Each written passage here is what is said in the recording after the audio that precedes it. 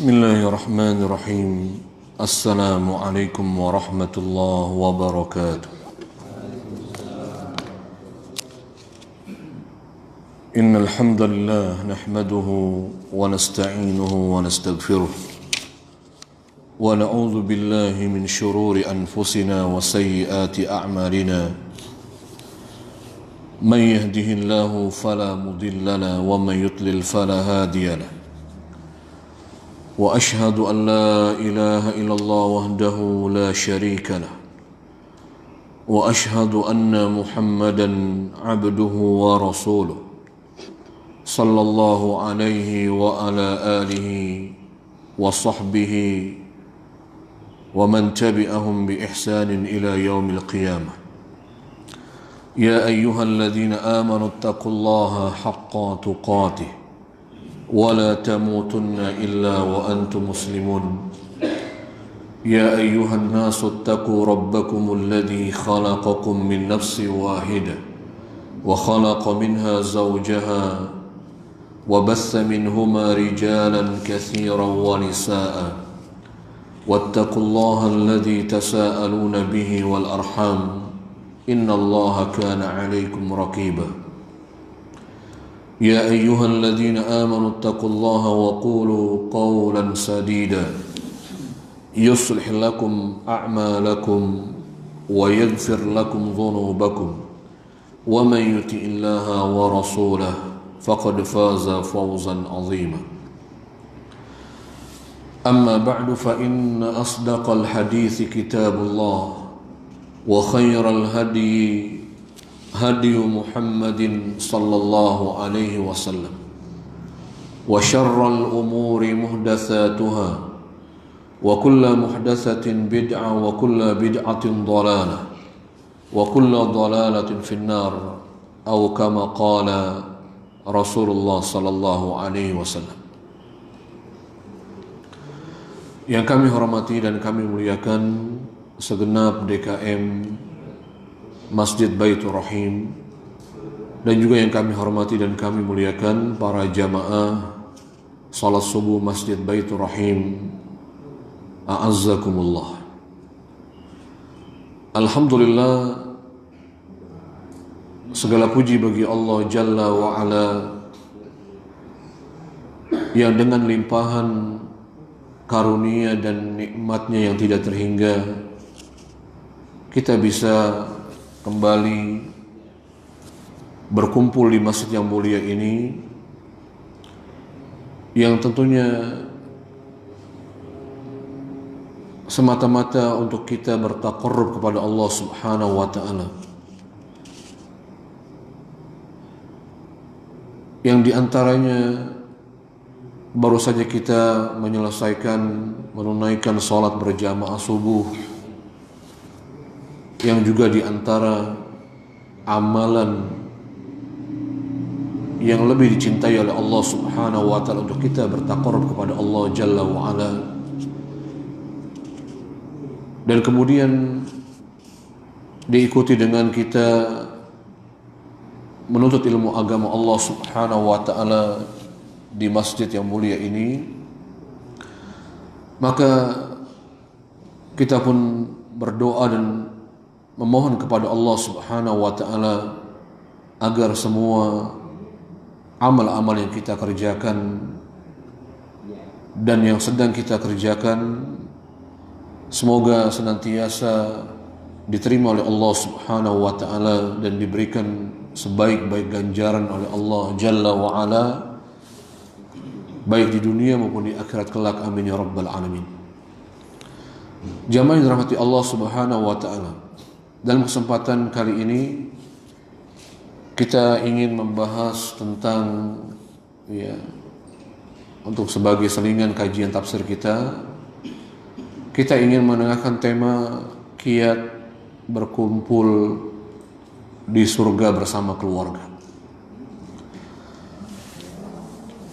Hadirin yang dimuliakan Allah Subhanahu wa ta'ala, jika berkumpul di dunia bersama keluarga merupakan kenikmatan dan kebahagiaan yang semua kita merasakannya. Apa begitu Pak ya? Apa ada orang yang tidak bahagia kalau kumpul bersama keluarganya? Kita bicara, tentunya kita berbicara pada umumnya, ya. Jadi kalau ada orang yang berkumpul bersama keluarga dia tidak bahagia, berarti ada sesuatu, berarti gitu ya Pak ya.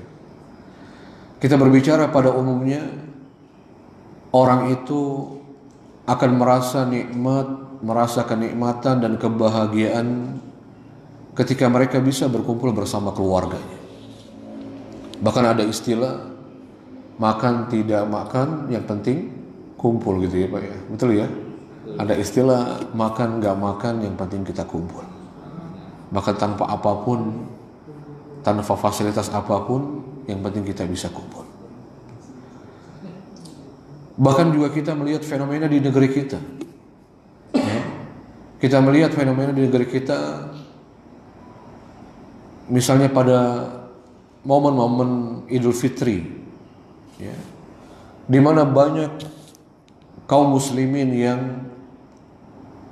berupaya untuk bisa pulang kampung,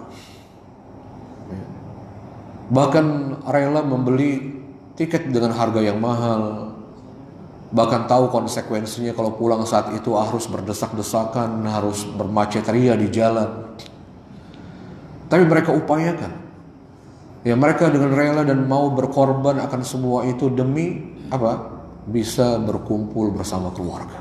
Masya Allah, ya, dibela-belain untuk pulang kampung, ya. Karena apa? Karena mereka merasakan ketika berkumpul bersama keluarga, jelas di sana ada kebahagiaan yang tidak tergantikan, ya, yang tidak bisa dikonversi dengan apa ya? Dengan harta, dengan kekayaan. Ya, apalah artinya banyak harta, banyak uang, tapi tidak pernah bisa berkumpul dengan keluarga. Ya. Jangan lupa Allah Subhanahu wa Ta'ala.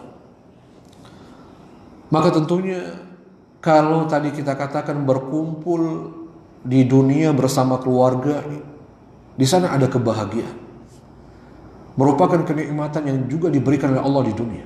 Bagaimana kalau kita bisa berkumpul di surga bersama keluarga? Wah, ya, tentunya jauh apa? Jauh lebih nikmat. Ya. Tentunya ini yang juga harusnya menjadi target tujuan seorang mukmin ketika nanti di akhirat. Bukan saja masuk surga seorang diri tentunya. Tidakkah kita pun ingin masuk surga bersama istri kita, bersama kedua orang tua kita, bersama anak-anak cucu kita nantinya. Ya. Maka pertanyaannya, apakah mungkin kita akan berkumpul bersama keluarga kita? Apakah mungkin kita ini akan dipertemukan oleh Allah Subhanahu wa Ta'ala dengan keluarga kita nanti di surga? Ya, dari sisi di mana orang itu akan dimasukkan ke dalam surga itu berdasarkan amal-amalnya, yang kemudian akan diberikan surga dengan tingkatan-tingkatan yang berbeda. Ya. Jadi nanti fenomena di surga nanti, orang itu akan masuk surga ditempatkan dengan tingkatan-tingkatannya, dan itu diperolehnya berdasarkan amal yang dia upayakan di dunia. Jadi bisa jadi kita ini sama-sama masuk surga nantinya, tapi kita berada di tempat yang berbeda.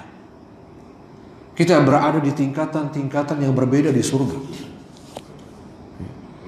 Maka begitu pun kita dalam satu keluarga. Bukankah kita di keluarga, masing-masing anggota keluarga beramal dengan amalnya masing-masing. Ya, ada yang mungkin orang tuanya amalnya jauh melampaui amal-amal anak-anaknya, atau suami istri misalnya.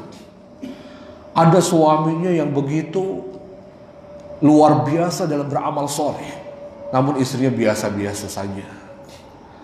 Atau bahkan anak-anaknya Bukan hanya beramal soleh tapi juga berbuat maksiat misalnya kepada Allah Azza wa Jalla, yang tentunya akan mengurangi kadar amalnya. Lalu bagaimana akan bisa dipertemukan dengan Allah dalam surga? Itu pertanyaannya Bapak saya. Sebagaimana Allah Subhanahu wa taala berfirman dalam surat Tur ayat 21. Dalil yang menunjukkan bahwa setiap kita itu terikat ya dengan amal yang dia upayakan di dunia dan kemudian dia memperoleh surganya. Tingkatan surganya yang diberikan oleh Allah Subhanahu wa taala. Kullu mri'in bima kasaba rahin. Setiap orang itu terikat dengan apa yang dia upayakan di dunia. Setiap orang itu akan mendapatkan balasan setimpal dengan amal yang dia usahakan di dunia. Kalau amalnya sekian berarti tingkatan surganya sekian. Itu Bapak sekalian ya. Jamaah Allah Subhanahu wa taala. Maka yang perlu kita ketahui yang pertama memotivasi kita bahwa betul-betul surga itu betul-betul kenikmatan yang tiada tara. Kenikmatan yang begitu nikmatnya yang diberikan oleh Allah sebagai balasan atas amal yang diperbuat oleh para penghuni surga ketika di dunia. Kita sudah menyebutkan hadis-hadis tentang betapa nikmatnya orang itu di dalam surga. Yang dalam kesempatan lalu kita pernah menyebutkan bahwa ada orang yang dicelupkan dengan satu celupan di surga itu melupakan segala kesengsaraan hidupnya di dunia. Ya. Kita sebutkan dalil dalam kesempatan yang lalu dalam hadis Sahih Muslim. Nabi SAW bersabda, "Yu'ta bi an'ami ahli nari, yu'ta bi an'ami ahli dunya min ahli nar yawmal qiyamah, fayusbaghu fin nari sibghah." فيقال يا ابن آدم هل رأيت خيرا قط هل مر بك خيرا قط هل مر بك نعيم قط قال لا والله يا رب. Nabi SAW pernah bersabda memulai dengan menyebutkan penghuni neraka sebelum kemudian menyebutkan bagaimana nikmat yang diberikan Allah di surga. Nabi SAW mengatakan nanti di hari kiamat akan didatangkan seseorang, kata Nabi, orang yang paling nikmat hidupnya di dunia dan kemudian menjadi penghuni neraka. Jadi kita bisa membandingkan bagaimana nikmat neraka, bagaimana sengsaranya neraka dan nikmatnya orang dimasukkan dalam surga. Lalu orang yang paling nikmat hidupnya di dunia yang kemudian dia ditakdirkan masuk ke dalam neraka Allah Subhanahu wa taala ini, menjadi penghuni neraka ini, dia kemudian kata Nabi fayusbagu finnari sibghah. Kemudian orang ini dicelupkan ke dalam neraka dengan satu celupan. Satu celupan dicelupin. Lalu kemudian ditanya oleh Allah Subhanahu wa taala. Lalu kemudian orang ini ditanya oleh Allah Subhanahu wa taala, "Ya ibn Adam, hal ra'aita khairan qat?" Wahai manusia, maksudnya manusia ini tadi orang yang paling nikmat hidupnya di dunia dan menjadi penghuni neraka. Ketika orang ini dicelupkan dalam neraka dengan satu celupan, Allah tanya kepada orang ini, apakah engkau masih melihat kebaikan walaupun sedikit? Apakah engkau masih merasakan kenikmatan walaupun sedikit? Ya, maksud setelah dicelupkan ke dalam neraka dengan satu celupan. Padahal ini tadi apa? Orang ini adalah orang yang paling nikmat hidupnya di dunia, yang segala kenikmatan telah dia teguk, dia telah raih ketika dia hidup di dunia. Tapi ketika dicelupkan dengan satu celupan dalam neraka, lalu ditanya oleh Allah, dia katakan apa? La wallahi ya Rabb, tidak demi Allah ya Tuhanku, aku tidak melihat adanya kebaikan. Aku tidak pernah melihat lagi yang namanya kebaikan dan merasakan nikmat sebagaimana dulu orang ini merasakan nikmat yang begitu banyaknya dan orang yang paling nikmat hidupnya di dunia. Ketika dicelupkan, dengan satu celupan neraka, dia lupa apa itu nikmat. Dia nggak tahu lagi bagaimana rasanya itu nikmat. Masya Allah. Lalu kemudian kata Nabi SAW, wa yu'ta bi asyaddin nasi bu'san fid dunya min ahlil jannah. Lalu kemudian didatangkan orang yang kedua. Orang yang kedua ini kata Nabi, orang yang paling sengsara hidupnya di dunia dan kemudian ditakdirkan menjadi penghuni surga. Orang yang paling melarat, yang paling menderita ketika hidup di dunia. Kemudian orang ini kata Nabi SAW, fayusbagu sibaghatan fil jannah. Lalu kemudian dicelupkanlah orang ini ke dalam surga dengan satu celupan. Dicelupin ke dalam surga. Satu celupan, berarti diangkat lagi. Yang dicelupkan, satu celupan diangkat.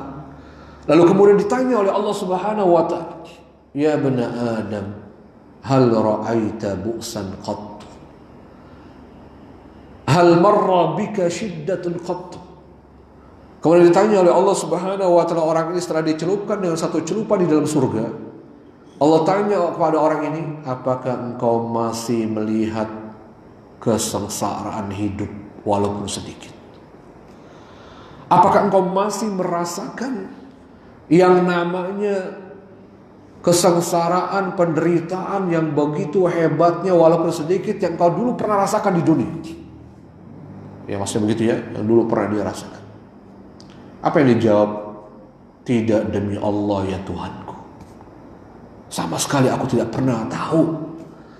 Aku tidak pernah merasakan lagi apa itu yang namanya penderitaan. Apa itu kesusahan hidup. Dia tidak melihat satupun. Lupa. Ya.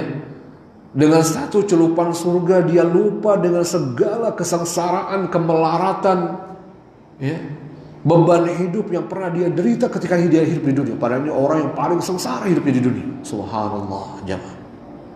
Ya. Gimana kita tidak tertarik untuk masuk surga, jemaah?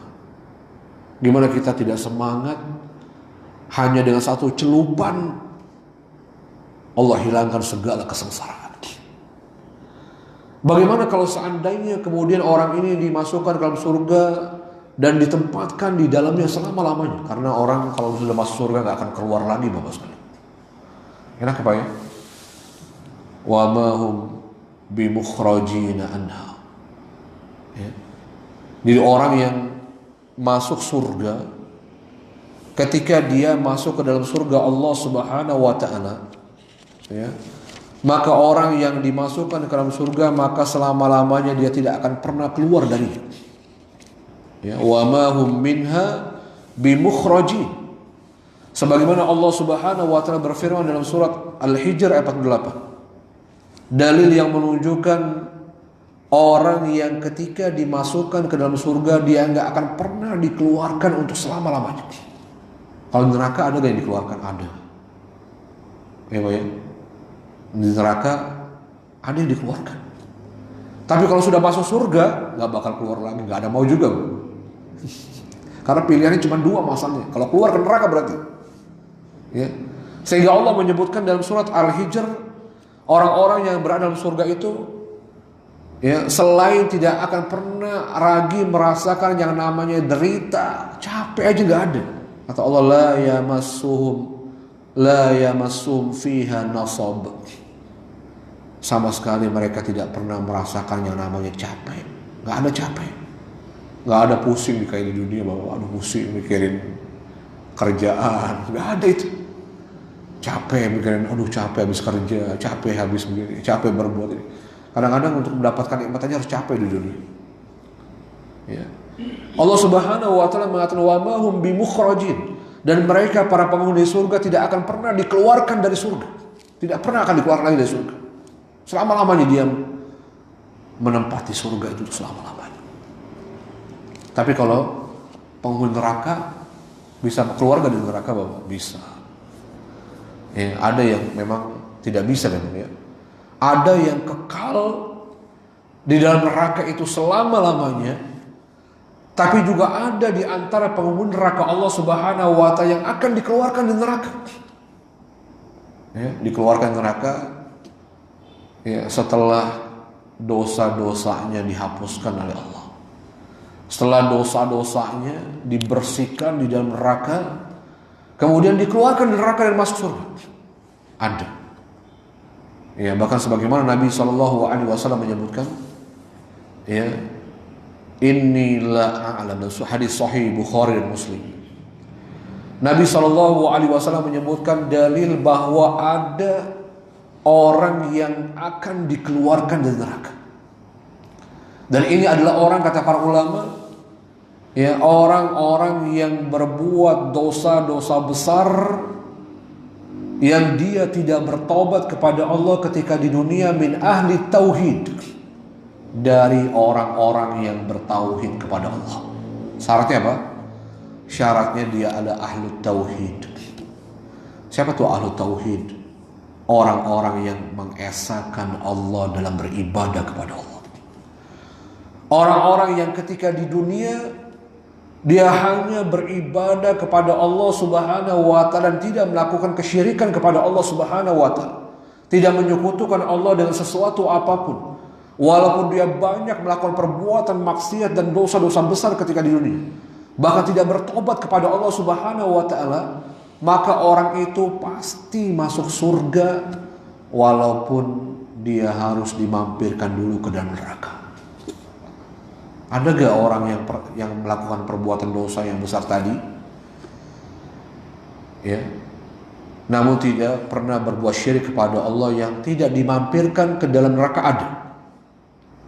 Ya, jadi ahlus sunnah wal jamaah, di antara akidah ahlus sunnah, meyakini bahwa orang-orang yang ketika di dunianya merupakan ahlu tauhid, yang beribadah hanya kepada Allah dan tidak pernah melakukan kesyirikan kepada Allah, walaupun dia banyak melakukan perbuatan maksiat dan dosa yang dilarang dan diharamkan oleh Allah Subhanahu wa Ta'ala, bahkan ketika meninggal masih ada dosa yang dia tidak bertobat darinya, maka orang ini berdasarkan keyakinan ahlu sunnah, orang ini tahta masyiatillah, dia dibawa kehendak Allah Subhanahu wa Ta'ala. Apa maksud dibawa kehendak Allah? Ya, pelaku dosa besar, murtakibul kabirah, kata para ulama, pelaku dosa besar selama dosa besar itu bukan kesyirikan kepada Allah Azza wa Jalla, maka orang ini ketika meninggal dunia dia berada di bawah kehendak Allah Subhanahu wa Ta'ala. Maksudnya apa itu? Iyyasha yaghfir wa iyyasha yu'adzib. Kalau Allah menghendaki orang tersebut untuk diampuni dosa-dosanya, maka langsung Allah masukkan ke dalam surga, walaupun dia berbuat dosa besar, walaupun dia belum bertobat ketika di dunia. Kalau Allah menghendaki orang tersebut yang banyak dosanya, yang dia tidak bertobat kepada Allah ketika di dunia, maka kalau Allah menghendaki untuk diampuni semua dosanya, maka langsung diampuni lalu langsung masuk surga, tidak dimampirkan ke dalam neraka. Yang kedua, kata para ulama, kalau Allah menghendaki untuk diazab, maka orang ini diazab terlebih dahulu ke dalam neraka sebesar dosa yang dia kerjakan untuk dibersihkan di dalam neraka itu. Kemudian setelah bersih dosanya, dia dikeluarkan dari neraka, lalu kemudian dimasukkan ke dalam surga. Sebagaimana Allah Subhanahu wa Ta'ala berfirman dalam ayat yang sering kita sampaikan, ayat ini, innallaha la yaghfiru an yushraka bihi wa yaghfiru ma duna dzalika liman yasha. Sesungguhnya Allah Subhanahu wa Ta'ala mengampuni dosa, tidak akan mengampuni dosa orang yang berbuat syirik kepadanya, maksudnya meninggal dunia dan belum bertobat dari kesyirikannya, dan akan mengampuni dosa selain itu bagi siapa saja yang Allah kehendaki. Ini dia, Allah mengampuni dosa selain syirik, ya, bagi siapa saja yang Allah kehendaki. Maksudnya apa tadi? Maksud tadi, kalau Allah, ya, menghendaki untuk diampuni segera, lalu dia dimasukkan dalam surga. Tapi kalau Allah juga ingin menyiksanya terlebih dahulu, Allah masukkan dia ke dalam neraka, dan setelah bersih dari dosanya Allah keluarkan dari neraka dan masuk dalam surga. Tapi intinya apa? Finalnya adalah dimasukkan ke dalam surga semuanya. Tapi masalahnya, masa mau Pak kita mampir dulu ke dalam neraka? Itu masalahnya. Apa mau kita mampir ke dalam neraka yang tadi satu celupan neraka yang itu menghilangkan, melupakan segala kenikmatan yang ada di dunia yang pernah kita rasakan. Nauzubillah. Itu sekali. Dan ini berdasarkan hadis Nabi SAW riwayat Imam Bukhari dan Muslim. Nabi SAW pernah bersabda, "Inni la a'lamu akhira ahli an-nari khurujan minha wa akhira ahli al-jannati dukhula."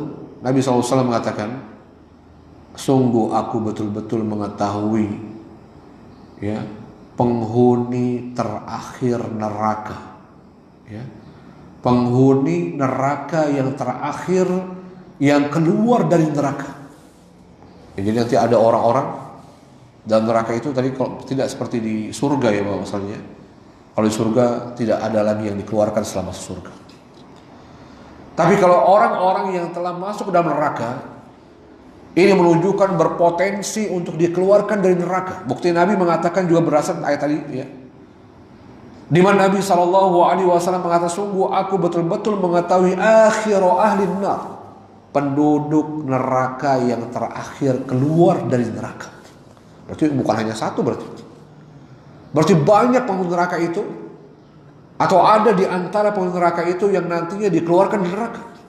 Bahkan sampai Nabi betul-betul mengatakan, saya tahu betul siapa orang yang paling terakhir dikeluarkan dari neraka.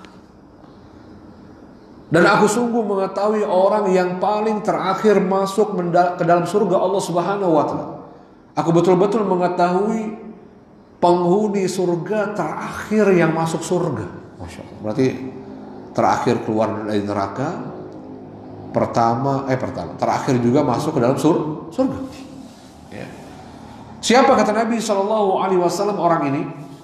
Nabi mengatakan, rajulun yakhruju minan nari habbu, yaitu orang yang keluar dari neraka dalam keadaan merangkak.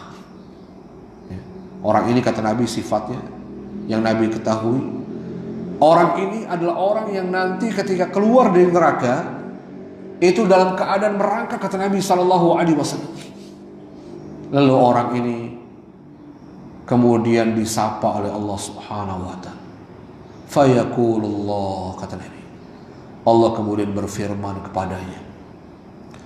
Apa firman Allah Subhanahu wa Ta'ala kepada orang ini? Orang ini kemudian disampaikan oleh Allah Subhanahu wa Ta'ala, izhab fadkhulil jannah. Pergilah kamu, kata Allah. Pergilah Anda, masuklah ke dalam surga. Ya, disuruh masuk surga oleh Allah. Ketika keluar dalam keadaan merangkak, ya. Lalu kemudian Allah menyuruh orang ini untuk pergi ke surga dan masuk ke dalamnya. Fayatiha. Maka Nabi kemudian mengatakan, lalu orang ini kemudian mendatangi surga. Dia datangi surga. Tapi sebelum masuk ke dalam surga, kata Nabi, fayukhayyalu ilaihi annaha mal'a. Namun sebelum dia masuk ke dalam surga, kata Nabi SAW, terbayang olehnya surga itu telah penuh. Ya, yang tentunya dia nggak mungkin masuk ke dalamnya. Gimana ini surga udah penuh? Ya. Fayarji'u fayakul. Lalu kemudian orang ini kembali kepada Allah dan lapor kepada Allah Azza wa Jalla. Apa laporannya? Ya Rabb, wajadtuha mal'ah. Ya Allah, aku betul-betul mendapatkan surga sudah penuh. Ya Allah, bagaimana aku masuk? Wajadtuha mal'ah. Aku mendapatkan surga, ya Allah.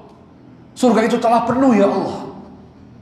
Ya, dia ngeluh, ya, dia lapor, gimana masuk surga kalau sudah penuh? Ya, dia merasa tidak mungkin masuk surga. Apalagi ya alumni neraka lagi ya, dia habis keluar dari neraka. Yang kayaknya nggak mungkin dia masuk surga. Dikeluarkan saja sudah alhamdulillah dari neraka. Ya, gitu Pak ya, ini bahasanya gitu istilahnya. dikeluarkan dari neraka, nggak disiksa saja sudah cukup. Alhamdulillah. Ini benar kan ya Allah memasukkan dia ke dalam surga? Makanya dilapor sama Allah. Padahal surga sudah penuh. Akan orang ini, ya dia merasa diolok-olok sama Allah. Ya memang dia sudah dikeluarkan dari neraka kok, kemudian disuruh masuk surga, tapi surganya sudah penuh. Kembali Allah kemudian mengatakan kepada orang ini, idhab fadkhulil jannah. Sekarang kamu pergi lagi ke surga, masuk ke dalamnya. Kembali orang ini mendatangi surga, kata Nabi. Dan kembali dia terbayang di depan surga, surga sudah penuh. Kembali dia kepada Allah dan dia lapor kepada Allah dan mengatakan, ya Rabb, wajadtuha mal'ah. Ya Allah, saya melihat, saya mendapatkan surga telah penuh, ya Allah. Kembali ketiga kalinya Allah mengatakan kepada orang ini, sudah kamu pergi ke surga, kamu masuk. Lalu Allah kemudian memberikan balasan kepada orang ini, mengabarkan bahwa balasannya kata Allah Subhanahu wa taala, wa inna laka mithla dunya wa asharata amsalihha. Sungguhnya bagimu kata Allah Subhanahu wa taala kenikmatan sedunia. Kenikmatan yang ada di dunia, satu dunia ini kata Allah. Kenikmatan sedunia dan 10 kali lipatnya kata Allah. Ya. Dalam hadis yang lain penjelasannya para ulama, dan bagimu kenikmatan yang pernah diberikan kepada raja-raja dunia dan 10 kali lipatnya. Masya Allah. Lalu apa yang dikatakan orang ini? Ya. Orang ini tetap mengatakan kepada Allah, ataskharu minni. Apakah engkau meledek saya ya Allah? Masih gak percaya orang. Ya. Orang ini saking apa namanya? Ya, saking besarnya kenikmatan yang Allah berikan kepadanya itu, sampai dia katakan kata Rasulullah Sallallahu Alaihi Wasallam kepada Allah Azza wa Jalla, ataskharu minni. Apakah engkau memperolok-olok saya ya Allah? Artinya dia merasa gak mungkin kok. Ya, dia yang sudah dikeluarkan, yang masuk neraka dan dikeluarkan, lalu kemudian disuruh masuk surga, diberikan nikmat yang begitu besarnya, nikmat satu dunia, ya, dan kemudian 10 kali lipatnya. Ya. Lalu dia katakan, wa antal malik, sedangkan engkau adalah rajanya ya Allah. Kok bisa saya diberikan nikmat seperti raja-raja dunia dan 10 kali lipatnya? Maka Abdullah bin Mas'ud yang meriwayatkan hadis ini, Abdullah bin Mas'ud radhiyallahu anhu, ra'aitun nabiyya sallallahu alaihi wasallam dhahik hatta badat nawajil. Maka Abdullah bin Mas'ud mengatakan, aku melihat Rasulullah ketika menyebutkan hadis ini, Rasulullah tertawa. Ya saking gelinya ya, ini orang ini masih gak percaya juga disuruh masuk surga, masih ngeyel ya, sampai mengatakan seakan-akan Allah mempercandakannya. Ya. Ya kata Abdullah bin Mas'ud, sampai Nabi tertawa dan terlihat gigi gerahamnya. Ya. Lalu kemudian Nabi mengatakan saat di akhir hadis ini, dzaka adna ahlil jannati manzilah. Ini orang kata Nabi sallallahu alaihi wasallam, itulah penghuni surga yang paling rendah levelnya di surga. Yang paling rendah tingkatannya di surga. Begitu nikmatnya diberikan sama Allah. Begitu besarnya nikmat yang diberikan. Masuk surga diberikan nikmat satu dunia dengan 10 kali lipatnya. Masya Allah. Bagaimana yang tingkatannya lebih dari ini bawah? Yang gak pernah mampir ke dalam neraka, ya, atau yang gak sebanyak dosa orang ini. Karena ini orang ini kata Nabi tadi, orang yang paling terakhir dikeluarkan dari neraka. Berarti orang yang paling parah ini ya. Orang paling parah ya. Berarti orang yang paling banyak maksiat dan dosa besar yang pernah dia lakukan di dunia. Itu pun dikeluarkan dari neraka, dimasukkan ke dalam surga dan diberikan nikmat yang begitu dahsyatnya. Kita nggak bisa bayangkan bagaimana yang tingkatnya di atasnya. Jangan hati Allah Subhanahu wa taala. Sebagaimana kita juga pernah, kalau tidak salah juga menyampaikan hadis tentang bagaimana kenikmatan yang selalu ditambah oleh Allah dalam surga. Ya. Padahal nikmat yang diberikan oleh Allah Subhanahu wa taala itu di dalam surga itu setelah semuanya disediakan. Semuanya ada dan diberikan, disediakan kepada para penghuni surga. Sebagaimana Allah menyebutkan surat Fussilat 31 ya. Allah mengatakan walakum fiha ma tashtahi anfusukum walakum fiha ma tad'un. Bukankah orang-orang di dalam surga itu betul-betul telah disediakan oleh Allah, semua yang diinginkan, yang dipinta dihadirkan oleh Allah.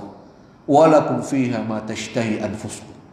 Dan kalian wahai para penghuni surga memperoleh ya semua yang kalian inginkan di dalamnya, kata Allah. Semua yang kita inginkan diberikan sama Allah. Walakum fiha ma tad'un. Dan bagi kalian wahai para penghuni surga, semua yang kalian pinta akan dihadirkan oleh Allah. Masya Allah. Tapi dalam hadis yang sahih dalam riwayat Muslim, Nabi SAW menyebutkan, sudah begitu pun Allah masih menawarkan tambahan nikmat. Ya. Allah Subhanahu wa Ta'ala masih menawarkan tambahan nikmat kepada para penghuni surga. Di mana Rasulullah SAW bersabda dalam hadis sahih, Nabi SAW mengatakan, "Idza dakhala ahlul jannatil jannah." Apabila para penghuni surga semuanya telah masuk surga, sampai orang yang terakhir tadi ya. Sampai orang yang terakhir masuk surga, penghuni surga tadi. Kalau semuanya para penghuni surga telah masuk surga, kata Nabi SAW, fayaqulullahu tabaraka wa ta'ala.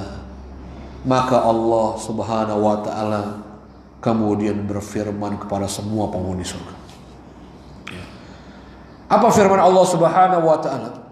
Ketika para penghuni surga telah masuk surga dan telah diberikan segala kenikmatan yang ada dalam surga, maka Allah Subhanahu wa Ta'ala kemudian berfirman mengatakan kepada para penghuni surga ini, aturiduna syai'an azidukum. Apakah kalian menginginkan suatu tambahan yang aku akan tambahkan kepada kalian dari nikmat surga? Masya Allah. Apa pertanyaan Allah? Sudah disediakan segala-galanya di surga. Itu masih ditanya oleh Allah Subhanahu wa Ta'ala, apakah kalian menginginkan tambahan, kata Allah. Adakah tambahan nikmat yang kalian inginkan yang aku akan tambahkan kepada kalian? Maka kata Nabi SAW, fayaqulun, para penghuni surga itu kemudian mengatakan kepada Allah, menjawab pertanyaan Allah. Ya. Apa jawaban penghuni surga ini? Mereka mengatakan, alam tubayyit wujuhana, alam tudkhilnal jannah, wa tunajjina minan nar. Ya Allah, bukankah engkau telah memutihkan wajah-wajah kami? Bukankah engkau telah memasukkan kami ke dalam surga, ya Allah, dan segala kenikmatannya? Bukankah engkau telah menyelamatkan kami dari berbagai siksa di neraka itu, ya Allah? Engkau telah menyelamatkan kami dari neraka-Mu, ya Allah, dengan segala siksa yang begitu dahsyat. Artinya apa ini? Artinya orang-orang dalam surga itu telah betul-betul telah merasakan puas, telah merasa puas, ya, telah ridho dan rela dengan semua yang diberikan oleh Allah Subhanahu wa Ta'ala di dalam surga dan segala kenikmatannya. Tapi dengan begitu pun Allah masih tanya, ya. Maka apa kata Nabi SAW? Apakah kemudian Allah tidak menambahkan? Menambahkan. Allah tetap menambahkan nikmat kepada para penghuni surga. Bahkan yang diantaranya nikmat di atas segala kenikmatan. Nabi SAW mengatakan, fayukshaful hijab, maka dibukalah saat itu tabirnya Allah. Ya. Dibukalah tabirnya Allah Subhanahu wa Ta'ala, di mana para penghuni surga kemudian bisa semuanya melihat Allah Subhanahu wa Ta'ala. Maka Nabi kemudian mengatakan, fama u'tu syai'an ahabba ilaihim minan nazar ila rabbim jalla wa ala. Maka Nabi SAW mengatakan, maka tidaklah para penghuni surga diberikan pemberian, kata Nabi SAW, yang jauh lebih mereka cintai dari melihat Tuhan mereka, kata Nabi SAW. Maka ini menunjukkan dalil, kata para ulama, nikmat di atas segala kenikmatan surga itu bukan nikmat buah-buahan surga, jamaah. Bukan nikmat kita melihat sungai-sungai yang begitu indahnya mengalir di bawah surga. Ya. Bukan nikmat bidadarinya yang disediakan oleh Allah Subhanahu wa Ta'ala, dan juga segala kenikmatan yang ada di surga itu. Tapi nikmat di atas segala kenikmatan surga, yaitu melihat wajahnya Allah Jalla wa ala. Kita bisa bayangkan bagaimana nikmat melihat wajah Allah nantinya, yang oleh Allah Subhanahu wa Ta'ala. Maka ini juga menunjukkan dalil hadis yang terakhir yang kita sebutkan. Dalil yang menunjukkan, ya, atau sebelum terakhir tadi, Nabi menyebutkan ada orang yang nanti di surga mendapatkan kedudukan yang paling rendah. Ya. Berarti ada orang yang paling rendah levelnya di surga. Tadi siapa? Tadi orang yang tadi paling terakhir masuk ke dalam surga. Ini menunjukkan bahwa di surga itu tadi bertingkat-tingkat. Bahwasanya orang itu ketika dimasukkan dalam surga Allah Subhanahu wa taala, mereka ditempatkan dalam surga berdasarkan tingkatannya. Memiliki level yang berbeda-beda satu dengan yang lain. Yang menunjukkan bahwa orang yang dalam surga itu tidak satu tempat di surga. Ya, mungkin barangkali juga nggak ketemu mungkin ya, karena dia punya tempat yang berbeda-beda. Atau bukan bertemu tapi tidak bisa berkumpul selama-lamanya dalam satu tempat tersebut. Dan orang itu tentunya masuk surga diberikan tingkatan itu berdasarkan amalnya. Lalu pertanyaannya, apakah mungkin kita satu keluarga yang masing-masing anggota keluarga itu punya amal yang berbeda-beda, yang kemudian bagaimana kemudian bisa berkumpul untuk selama-lamanya dalam surga dalam satu tempat di surga? Ya. Maka bagaimana menjawabnya? Maka yang pertama jawabannya disebutkan oleh Allah dalam surat Ar-Ra'd ayat 23. Dalam surat Ar-Ra'd ayat 23 dalil yang menunjukkan bahwa Allah Subhanahu wa taala dalam rangka memberikan penghormatan kepada para penghuni surga, yaitu berupa orang-orang yang di dalam surga itu yang berada pada level yang tinggi, yang tingkatannya tinggi, itu diberikan akses oleh Allah Subhanahu wa taala untuk mengupgrade keluarganya yang ketika mereka berada di surga pada level yang berbeda yang di bawahnya, untuk kemudian dinaikkan, ditingkatkan levelnya kepada tingkat keluarganya yang paling tinggi dan dikumpulkan bersama di tempat yang sama. Maka dalil ini disebutkan oleh Allah Subhanahu wa taala yang pertama surat Ar-Ra'd ayat 23. Dalil yang menunjukkan ada orang yang dikumpulkan di surga bersama keluarganya oleh Allah Azza wa Jalla. Allah Subhanahu wa taala mengatakan jannatu adnin yadkhulunaha wa man salaha min abaihim wa azwajihim wa dhurriyyatihim wal malaikatu yadkhuluna alaihim min kulli bab. Ar-Ra'd ayat 23. Allah Subhanahu wa taala berfirman, surga-surga Aden, kata Allah. Ya. Di antara nama surga adalah Aden. Ya, tempat yang abadi, yang nyaman, nikmat. Ya. Allah Subhanahu wa taala mengatakan yadkhuluna, yang para penghuni surga akan masuk ke dalamnya, yang mereka akan menempati surga-surga itu, kata Allah Subhanahu wa taala, wa man salaha, bersama orang-orang yang soleh, bersama orang-orang yang soleh dari bapak-bapak mereka, kata Allah Subhanahu wa taala. Yang pertama Allah menyebutkan dikumpulkan bersama orang tua mereka. Bapak itu termasuk bapak-bapak, ibu-ibu kita. Bahkan kata Abah, kata para ulama juga, bahkan bukan saja kepada kedua orang tua kita, langsung di atas kita. Bersama siapa? Nenek moyang kita, kakek kita. Ya, dengan syarat apa? Dengan syarat orang-orang yang akan dikumpulkan bersama kita, di antara kedua orang tua kita, di antara nenek moyang kita, bapak-bapak kita ini, dia adalah dipastikan orang-orang yang soleh, kata Allah SWT. Karena Allah Subhanahu wa taala mengatakan wa man salah, mereka akan dikumpulkan penghuni surga bersama orang-orang yang soleh di antara bapak-bapak mereka, kata Allah Azza wa Jalla. Berarti kalau nggak soleh tidak bisa dikumpulkan. Kalau nggak soleh juga nggak akan di surga berarti. Kemudian yang kedua Allah mengatakan wa azwajihim, mereka juga akan dikumpulkan bersama istri-istri mereka. Juga mereka akan dikumpulkan, kata Allah Subhanahu wa taala, bersama istri-istri mereka, kata Allah Subhanahu wa taala. Ya, tapi yang soleh. Ya. Orang-orang yang soleh dari kalangan bapak-bapak mereka, kemudian istri-istri mereka yang soleh, yang solehah, wa dzurriyyatihim, dan juga bahkan mereka akan dikumpulkan, kata Allah Subhanahu wa taala, bersama orang-orang yang saleh di antara anak-anak cucu mereka, bahkan orang-orang yang kita pernah lihat di dunia, kita nggak pernah bertemu di dunia. Seperti kita mungkin ada orang ketika di dunia nggak pernah lihat kakeknya, bahkan juga ada orang mungkin di dunia nggak pernah lihat orang tuanya.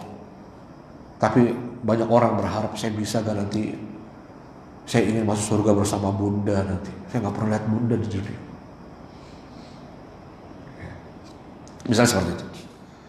Ya, mungkinkah ada orang yang bahkan tidak pernah melihat kedua orang tuanya di dunia, lalu dia berharap bisa berkumpul melihat nanti di surga? Bisa. Ini dalilnya, kata para ulama, bahwa dalil bahwa akan ada penghuni di surga itu akan dipertemukan oleh Allah dan keluarganya nggak pernah lihat di dunia. Bapaknya, nenek moyangnya nggak pernah dilihat, mungkin kakeknya, anak cucunya, mungkin dilihat cucunya langsung dari anaknya, tapi cucu-cucunya lain mungkin dia akan lihat turunan-turunannya lain. Ya. Maka ayat ini, kata Al-Imam Ibnu Katsir rahimahullah taala, maka ayat ini menunjukkan dalil bahwa Allah Subhanahu wa taala betul-betul akan mengumpulkan penghuni surga bersama orang-orang yang dia cintai di dunia. Ibnu Katsir mengatakan yujma bainahum wa baina ahbabihim fiha min al-aba wal ahlin wal abna mimman huwa salih lidukhulil jannah litaqarra a'yunuhum bihim hatta innahu turfa darajatul adna ila darajatil a'la min ghairi tankisi lidzalika la'ala an darajatihi, kata Imam Al-Katsir ketika menafsirkan ayat ini. Maka ayat ini menunjukkan dalil bahwa Allah akan mengumpulkan para penghuni surga, bahwa akan dikumpulkan para penghuni surga itu bersama orang-orang yang dia cintai di dunia. Dari siapa itu? Siapa orang kita cintai? Biasanya orang tua kita, anak-anak istri kita, ya, bahkan cucu-cucu kita, ya. Selama apa syaratnya? Mimman huwa salih, selama mereka ini adalah orang yang saleh, kata Allah Subhanahu wa taala. Kata Imam Katsir, selama keluarganya itu saleh, ya. Selama keluarganya, berarti kiatnya apa? Kiatnya untuk masuk surga, dikumpulkan di surga bersama keluarga, ya. Itu syaratnya dipastikan semua anggota keluarga kita saleh. Kalau mau dikumpulkan, kalau kita mau kumpul sama istri kita, pastikan istri kita adalah istri yang soleh. Kalau kita ingin dikumpulkan bersama orang tua kita, pastikan orang tua kita adalah orang tua yang soleh. Berarti perlunya kita menjaga keluarga itu. Berarti pentingnya kita menjaga, memperhatikan kesolehan keluarga kita. Bagaimana berupaya mengajak orang tua keluarga kita menjadi orang-orang yang saleh. Sebagaimana juga itu perintah Allah Subhanahu wa taala, qu anfusakum wa ahlikum nar. Sebagaimana perintah Allah Subhanahu wa taala kita untuk menjaga keluarga kita. Yang diantaranya Allah mengatakan, qu anfusakum wa ahlikum nar, jagalah diri kalian dan keluarga kalian dari api neraka Allah Subhanahu wa taala. Ini demi untuk berkumpul bersama keluarga di surga. Soleh berarti apa? Beramal soleh. Berarti yang dikatakan soleh berarti ketika dia beramal soleh, dia kerjakan perintah Allah ketika di dunia, tidak kemudian meninggalkan yang dilarang oleh Allah, yang pastinya betul-betul melakukannya hanya untuk Allah Subhanahu, beribadah kepada Allah, tidak berbuat syirik kepada Allah Azza wa Jalla. Bahkan di penghujung ayat ini kata Allah Subhanahu wa taala, wal malaikatu yadkhuluna alaihim min kulli bab. Bahkan saat itu Allah Subhanahu wa taala memberikan penghormatan dengan malaikat, kata Allah Subhanahu wa taala. Malaikat itu diperintahkan oleh Allah Subhanahu wa taala untuk menemui para penghuni surga yang mereka dikumpulkan bersama keluarganya di surga tersebut. Untuk apa? Wal malaikatu yadkhuluna alaihim min kulli bab. Dan para malaikat kemudian masuk menemui penghuni surga, ya, yang dikumpulkan bersama keluarganya di dalam surga tersebut untuk mengucapkan selamat. Masya Allah, dari semua pintu surga mereka masuk ke dalam surga, menemui para penghuni surga yang dikumpulkan bersama keluarga mereka untuk mengucapkan selamat sukses atas dimasukkannya mereka di surga bersama keluarga. Masya Allah. Ya. Jangan Allah Subhanahu wa ta'ala. Ya. Kemudian dalil yang lainnya disebutkan oleh Allah dalam surat At-Tur ayat 21. Ya. Dalam surat Tur ayat 21 dalil yang menunjukkan bahwa satu keluarga itu bisa anggota keluarganya yang diberikan level yang tinggi untuk mengupgrade level surga yang rendah di antara keluarganya. Di-upgrade berarti ya. Berarti diangkat ke derajat yang tinggi yang dimiliki oleh keluarga. Di mana Allah Subhanahu wa taala berfirman dalam surat At-Tur ayat 21.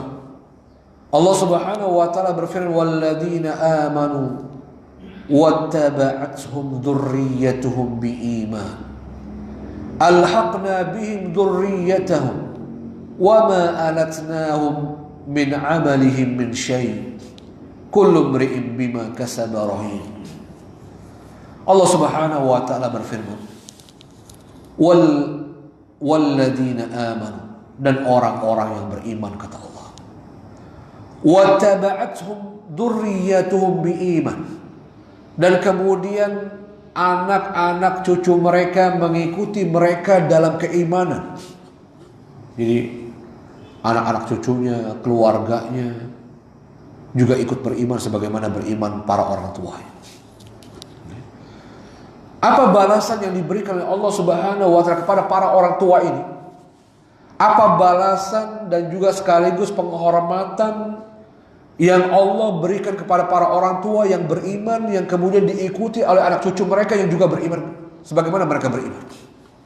Berarti ada upaya juga, ya. Ada upaya mendidik berarti di sini. Upaya mendidik, mengajak keluarga kita untuk menjadi orang yang beriman. Apa balasan yang diberikan oleh Allah Subhanahu wa taala? Allah mengatakan, alhaqna bihim dzurriyyatahum, maka kami akan hubungkan, kata Allah, ya, kami akan hubungkan, pertemukan anak-anak cucu mereka, kata Allah Subhanahu wa taala, dengan mereka orang tuanya itu. Ya, Allah akan pertemukan, kumpulkan anak cucu mereka bersama orang tuanya di surga pada level orang tuanya yang tinggi ini, kata Allah Subhanahu wa taala. Jadi orang tua, misalnya ada orang tua yang soleh, yang beriman, dia kemudian diberikan level yang tinggi di surga, sementara anak cucu mereka tidak selevel dengan mereka, ya. Karena mereka mungkin tidak beramal sebagaimana beramalnya para orang tua mereka ini. Maka nanti fenomena yang ada di surga itu, Allah Subhanahu wa taala betul-betul memberikan syafaat, mengizinkan para orang tua untuk mengupgrade, memberikan syafaat kepada anak cucu mereka, keluarga mereka, ya, untuk kemudian diangkat derajatnya kepada derajat para orang tuanya ini, walaupun mereka tidak beramal sebagaimana beramal orang tuanya. Bahkan juga Allah Subhanahu wa taala mengatakan, wa ma alatnahum, dan kami tidak mengurangi, kata Allah, dan kami pun tidak mengurangi balasan yang kami berikan kepada mereka sedikit pun, kata Allah. Jadi bukan berarti ketika para orang tua ini nantinya yang berada pada level yang tinggi di surga, ketika kemudian Allah memberikan akses kepada mereka untuk mengupgrade, ya, untuk memberikan syafaat, meninggikan derajat anak cucu mereka kepada derajat mereka ini, itu bukan kemudian dikurangi balasannya oleh Allah. Jadi misalnya orang tuanya di level 5, yang di tingkatan surga, di tingkatan kelima, sementara anak cucu mereka ada di bawahnya, misalnya di tingkatan 1. Apakah kemudian dengan Allah memberikan akses para orang tua untuk mengupgrade anak cucu mereka di tingkat 1 ini, untuk dinaikkan, ya, Apa kemudian akan dikurangi misalnya? Jadi orang anak cucunya naik misalnya ke level 3, orang tuanya diturunkan ke level 3 lalu dikumpulkan di tengah-tengah. Mengupgrade tapi dengan dikurangi tapi. Kata para ulama tidak. Ya. Maka Allah mengatakan kami tidak mengurangi sedikit pun balasan buat mereka, kata Allah Azza wa Jalla. Jadi upgrade itu tetap di level 5. Orang tuanya di level 5 gak dikurangi sedikit pun balasannya. Kemudian anak cucu mereka yang pada tingkatan pertama dinaikkan ke level kelima dan dikumpulkan bersama di dalamnya untuk selama-lamanya. Subhanallah. Ya.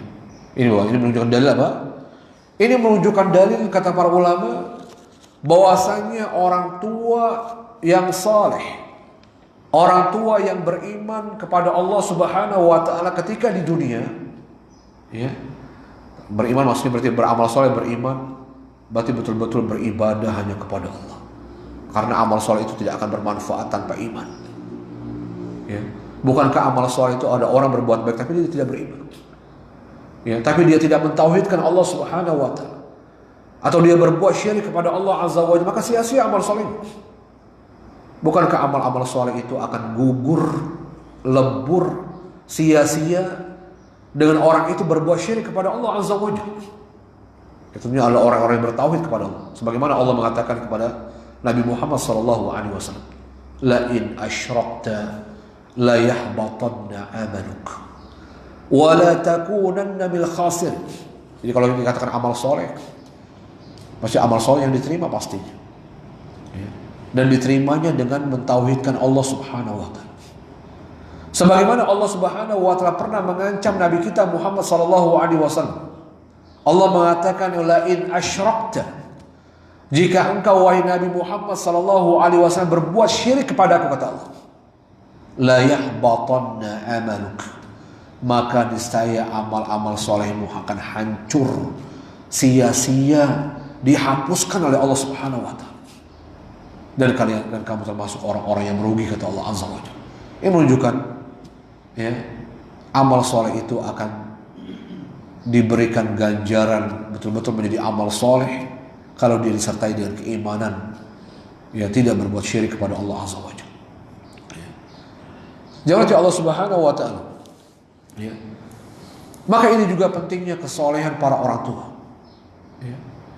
Bahwasanya kesolehan para orang tua, keimanan para orang tua itu betul-betul, ya,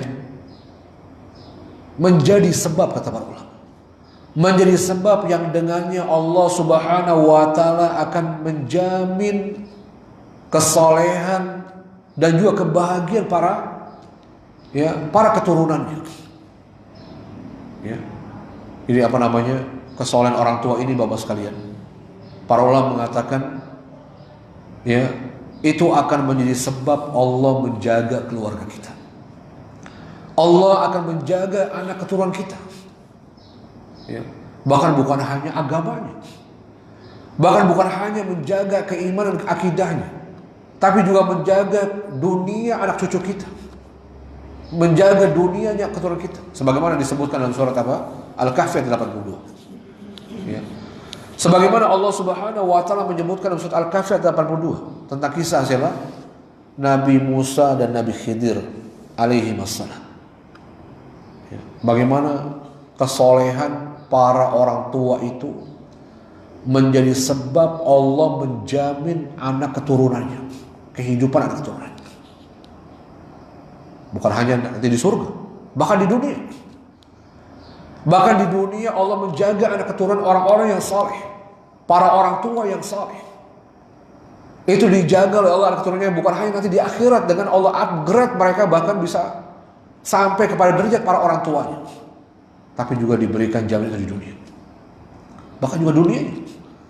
Allah Subhanahu wa taala berfirman, "Wa ammal jidar fakana li ghulamaini yatimain wa kana tahtahu kanzun lahum wa kana abuhuma salihan fa arada rabbuka an yablugha ashuddahuma wa yastakhrija kanzahuma rahmatan min rabbik."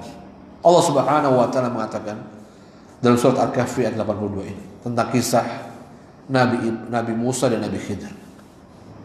Allah Subhanahu wa taala mengatakan wa abbal jidar, dan adapun dinding ini kata Nabi Khidir, ya kan, ketika Nabi Musa ya ikut safar, ya bersafar dengan Nabi Khidir alaihissalam, ya maka di antara yang dilihat oleh Nabi Musa alaihissalam saat itu Nabi Khidir mengokohkan, meluruskan dinding yang sudah roboh, yang hampir roboh, yang kemudian diluruskan oleh Nabi Khidir alaihissalam. Lalu Nabi Musa protes, kenapa kamu nggak minta upah? Ya kan? Kok nggak minta upah? Ya sudah capek-capek meluruskan dinding tersebut. Maka dijawab oleh Nabi Khidir alaihissalam, apa alasannya? Ya, dan kenapa dia melakukan hal itu? Ternyata atas perintah Allah Subhanahu wa taala. Nabi Khidir mengatakan wa ammal jidar, adapun dinding tadi wahai Musa alaihissalam, maka dinding ini adalah fakana li ghulamaini yatimain. Dinding ini milik dua anak yatim fil Madinah. Ya, di desa itu kata Nabi Khidir. Ini dinding ini punya dua anak yatim di desa ini. Wa kana tahtahu, dan di bawah dinding ini kata Nabi Khidir ini itu ada harta benda yang disimpan di dalamnya, di bawahnya. Yang sebagian para ulama menafsirkan, menjelaskan berupa emas dan perak yang begitu banyaknya. Yang Allah Subhanahu wa taala menyimpannya di bawah dinding itu. Yang Allah persiapkan buat dua anak yatim ini kata Nabi Khidir. Masya Allah, Allah siapkan tuh hartanya ke dunianya. Karena sebab apa kata Allah, kata Nabi Khidir? Apa sebab yang Allah Subhanahu wa taala sampai menjaga, menyimpan, menjamin dunia kedua anak yatim ini? Apa alasannya? Nabi Khidir mengatakan wa kana abuhuma salihah. Itu karena sebab kedua orang tuanya, ayahnya, bapaknya, kata Nabi Khidir, dia adalah bapak yang soleh ketika hidup di dunia. Masya Allah. Ya. Bagaimana Allah Subhanahu wa taala ingin menjelaskan kepada kita betapa kesolehan seorang ayah itu menjadi jaminan Allah menjaga anak keturunannya sampai dunianya dijaga sama Allah. Bahkan para ulama ada yang mengatakan abun di sini, ya, orang tua atau ayah yang disebut oleh Allah pada ayat ini, ya, itu sejarahnya sebagai para mengatakan bukan bapaknya langsung. Ya, kenapa Allah menjaga anak keturunan kedua anak yatim ini sampai menjaga dunianya, hartanya disiapkan oleh Allah Subhanahu wa taala. Ya, itu ternyata bapak yang dimaksud oleh Allah yang saleh ini bukan bapaknya langsung, tapi 7 tingkatan di atasnya. Masya Allah, ya. Jadi ternyata sebab kesolehan nenek moyangnya berarti. Ya. Bapak di tingkat ke-7 yang soleh sampai Allah Subhanahu wa taala menjamin anak keturunannya pada di bawahnya ke-7. Masya Allah. Ya, berarti pengaruhnya besar kesolehan. Ya. Itulah, ya. Maka Allah kata Allah fa arada rabbuka ayyablugha ashuddahuma. Maka Tuhanmu wahai Nabi Musa, pasti Allah Subhanahu wa taala ingin, ya, sampai kedua anak yatim ini menjadi tumbuh, menjadi dewasa. Lalu kemudian dia mengambil harta itu kata Allah Subhanahu wa taala. Ya. Kemudian mengambil harta itu rahmatan min rabbik, sebagai rahmat, ya, kasih sayang Allah dan juga balasan atas kesolehan orang tuanya untuk kedua orang ini, kedua anak yatim ini. Jangan Allah Subhanahu wa taala.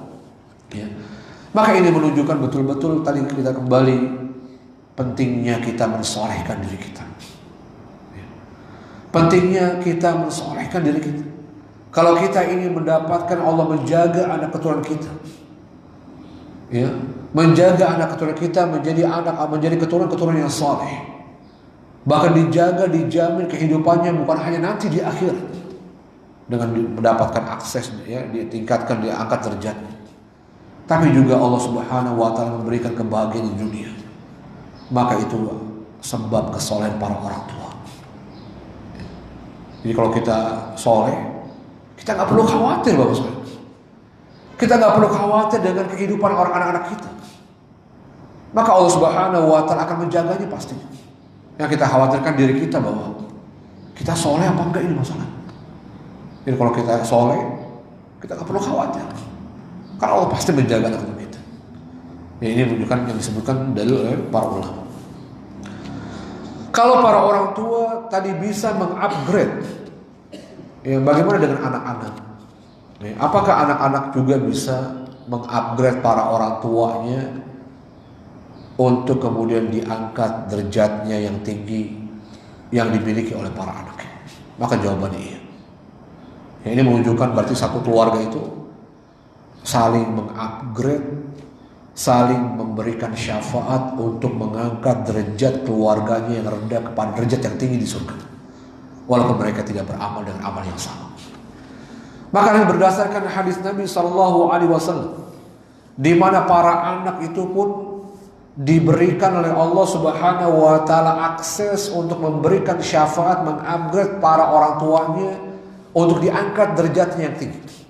Rasulullah mengatakan dalam hadis sahih riwayat Ibnu Majah, Nabi mengatakan, inna rajul la turfa'a darajatuhu fil jannah faqala fayaqul anna hadha fayuqal bistighfari waladika lak. Di mana Nabi SAW mengatakan, sesungguhnya seseorang itu, kata Nabi, betul-betul akan diangkat derajatnya di surga. Artinya ditinggikan derajatnya. Lalu kemudian orang ini berkata, kata Nabi SAW, merasa heran. Dia mengatakan, anna hadza, dari mana aku bisa mendapatkan ini? Jadi nanti ada orang yang ketika di surga, ya, yang dia merasa terheran-heran dengan derajat atau level yang diberikan oleh Allah yang dia tidak pantas menerima, ya, yang dia diangkat, ditinggalkan derajatnya oleh Allah Subhanahu wa Ta'ala. Dia heran. Dia katakan kepada Allah, anna hadza, dari mana bisa, ya? Bagaimana mungkin saya bisa mendapatkan level yang setinggi ini, kata orang ini. Maka apa jawab Allah Subhanahu wa Ta'ala? Allah mengatakan, apa yang membuat orang ini diangkat derajatnya di surga, ditinggikan derajatnya di surga? Maka Rasulullah mengatakan, Allah mengatakan kepadanya, bistighfari waladika lak, karena sebab istighfar anakmu yang diberikannya untukmu. Karena anakmu yang selalu beristighfar, meminta ampun kepada Allah Subhanahu wa Ta'ala buat kamu, wahai para orang tua. Ini. Maka ini menunjukkan dalil apa? Bahwasanya para anak yang soleh, ya, anak-anak yang soleh yang beriman pun bisa mengupgrade, ya, level orang tua yang rendah di surga untuk kemudian ditinggikan oleh Allah Subhanahu wa Ta'ala pada derajat yang tinggi yang dimiliki oleh para anak. Mungkin saja saya sampaikan kesempatan kali ini, ya. Yang sekali lagi, ya, poinnya adalah untuk bisa berkumpul di surga bersama keluarga, kita pastikan kita dan keluarga kita adalah orang-orang yang beriman dan beramal soleh ketika hidup di dunia. Ya, sepertinya sederhana, Bapak, sepertinya mudah, tapi tidak semudah yang kita bayangkan tentunya. Karena di perjalanan hidup kita tidak bisa menjamin apakah nanti di penghujung, ya mungkin hari ini kita melihat orang tua kita soleh, atau juga mungkin kita atau anggota keluarga kita. Tapi siapa yang bisa menjamin di penghujung hidup mereka kita pastikan juga meninggal, menutup akhir hidup mereka dalam keadaan beriman, dalam keadaan yang soleh. Kita tidak tahu masalah itu. Itu yang perlu kita jaga. Itu yang perlu sama masing-masing anggota keluarga untuk saling menjaga, mendoakan, mengingatkan, mendakwahi keluarganya untuk sampai di penghujung hidupnya tetap beriman dan karena beriman diwafatkan oleh Allah Subhanahu wa Ta'ala. Misalnya mungkin nanti di perjalanannya ada orang tua yang kemudian meninggal dalam keadaan syirik, berbuat syirik kepada Allah, meninggalkan keimanannya, tidak beramal soleh, justru mengakhiri hidupnya dengan bermaksiat kepada Allah. Siapa yang menjaga? Dan banyak buktinya, faktanya. Ada orang-orang yang kita lihat dia soleh kemudian meninggal dalam keadaan tidak soleh, banyak. Ya, ada. Ya, dan itu bahkan disebutkan Nabi SAW. Ya, Nabi pernah menyebutkan ada orang antara dia dengan surga tinggal satu hasta. Ya, tinggal satu hasta dia masuk surga, kata Nabi. Lalu kemudian di penghujung hidupnya dia mengerjakan perbuatan penghuni neraka yang dengan sebab itu dia dimasukkan ke neraka Allah Subhanahu wa taala. Menunjukkan pasti ada. Makanya itulah perlu kita upayakan. Ya, bagaimana kita sama-sama berupaya semua anggota keluarga kita ya untuk selalu beriman dan kemudian berdoa diwafatkan karena beriman kepada Allah Azza wa Jalla. Karena tentunya kalau ada di antara keluarga kita yang kemudian berbuat syirik kepada Allah atau melakukan pembatal keimanan, ya, maka tentunya selama-lamanya tidak akan pernah kita bertemu dengan mereka. Maka tidak mungkin Allah Subhanahu wa taala bisa mengumpulkan kita di surga. Bagaimana mungkin dikeluarkan dari neraka saja tidak bisa tentunya. Bagaimana mungkin orang yang berbuat syirik kepada Allah atau melakukan pembatal keimanan seperti misalnya dulu di dunia pernah memperolok-olok agama, melecehkan Al-Quran misalnya, kemudian meninggal dalam keadaan seperti itu, yang kemudian konsekuensinya tidak mungkin akan dikeluarkan dari neraka. Ya, yang diharamkan untuk masuk ke surga Allah Subhanahu wa taala. Kalau misalnya ada keluarga kita, orang tua kita berbuat syirik kepada Allah, bahwa meninggal di atas kesyirikan, apakah mungkin akan orang tua ini kemudian mendapatkan syafaat dari anak-anaknya? Yang tidak mungkin. Ya, dikeluarkan saja tidak bisa. Bagaimana kemudian dikumpulkan dalam surga? Sebagaimana Allah Subhanahu wa taala berfirman dalam surat Al-Maidah 72, "Innahu man yusyrik billah faqad harramallahu 'alaihi jannah wa ma'wahu an-nar wa ma lidh-dhalimin min ansar." Allah mengatakan, sungguhnya orang yang berbuat syirik kepada Allah, sungguhnya orang yang berbuat syirik kepada Allah Subhanahu wa taala, maka sungguh kata Allah, Allah mengharamkan atasnya surga. Apa? Allah mengatakan konsekuensi orang yang berbuat syirik kepada Allah, yang dia meninggal di atas kesyirikan dan tidak bertobat dari kesyirikannya, Allah mengatakan sungguh Allah mengharamkan surga atasnya. Kalau haram berarti tidak ada kesempatan selama-lamanya itu masuk surga. Wa ma'wahun nar, dan tempat yang layak baginya hanya neraka Allah Subhanahu wa taala. Yang terakhir, yang ketiga, dan tidak ada seorang pun yang bisa menyelamatkannya, menolongnya dari neraka tersebut. Tidak ada seorang pun yang bisa memberikan syafaat kepadanya untuk keluar dari neraka Allah Subhanahu wa taala. Masya Allah, ini masalah. Tapi kalau tidak berbuat syirik bagaimana? Ada keluarga kita yang juga masih beramal soleh, tapi juga masih berbuat dosa besar, bahkan tidak bertobat. Andaikan dia dikehendaki oleh Allah untuk masuk dalam neraka terlebih dahulu, tapi dia punya kemungkinan masuk surga. Ya. Mungkin ada keluarga kita, ada anak cucu kita mungkin di dunianya juga masih berbuat dosa, bahkan kemudian meninggal tidak bertobat kepada Allah, yang kemudian dia berpotensi untuk diceburkan dulu ke neraka misalnya. Mungkin dia bukan termasuk orang yang diampuni langsung masuk surga. Tapi orang yang dipilih oleh Allah untuk masuk dalam neraka dulu, dibersihkan sebanyak dosanya, tapi dia punya kemungkinan setelah dosanya bersih dia dikeluarkan dari neraka dan masuk surga. Kalau masuk surga berarti bisa di-upgrade. Itu syaratnya masuk surga dulu maksudnya. Ya, kalau nggak masuk surga gimana bisa di-upgrade? Dikeluarkan saja tidak bisa tadi. Maka ini harus kita pastikan dan kita jaga keluarga kita, bahwasanya mereka dan kita semua betul-betul nanti ketika diwafatkan dalam keadaan sebagai ahlu tauhid, orang yang betul-betul beribadah kepada Allah dan tidak pernah melakukan kesyirikan kepada Allah, sudah bertobat dari kesyirikan yang kita lakukan kalau kita pernah melakukannya. Mungkin ini saja saya sampaikan. Ada yang bertanya bahwa semoga itu.